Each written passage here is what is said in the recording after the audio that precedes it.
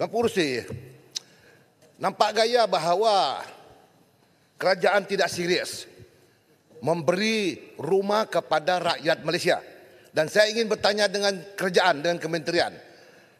Daripada penduduk Malaysia lebih kurang 35 juta ini, berapa peratus yang tidak ada rumah?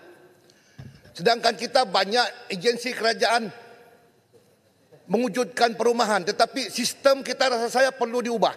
Mungkin kerajaan perlu melihat matlamat kita, sasaran kita memberi perumahan kepada mereka yang tidak berumah. Ini sistem sewa 10 tahun pun dia tidak miliki. Akhirnya dia menyewa sampai mati.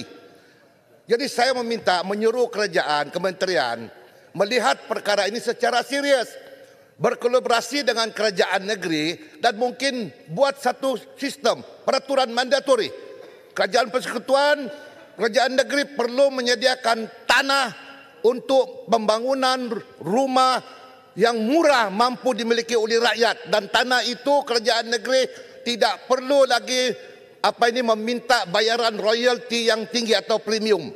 Ini halangan kekangan kita. Apabila tanah tidak ada tapi royalti dia tinggi, harga rumah dijual murah.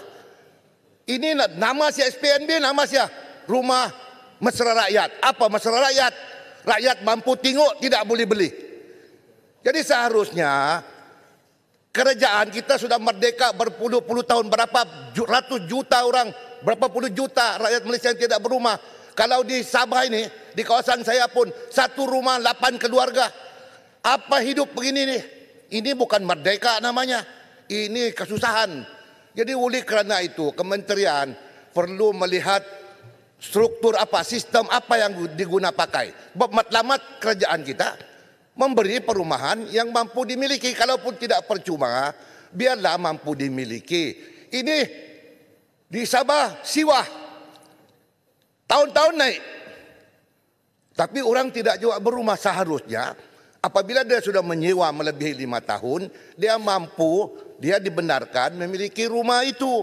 Biarlah dia bayar sampai 40 tahun kah.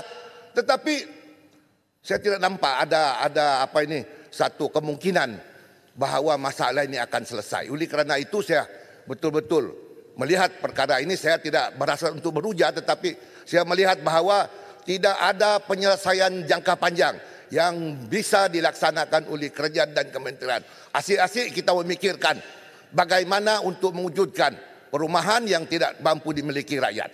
Satu lagi perkara, apabila rumah ini sudah, bangunan ini contohnya sudah 5-6 tahun, disitulah masalah lift dia. Mati bertahun-tahun dan orang naik tingkat 8, tingkat 11 jalan kaki.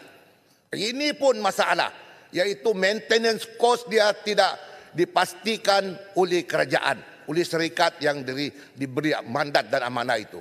Jadi inilah sumber-sumber yang rasa saya tidak menyenangkan hati rakyat kita di negara ini.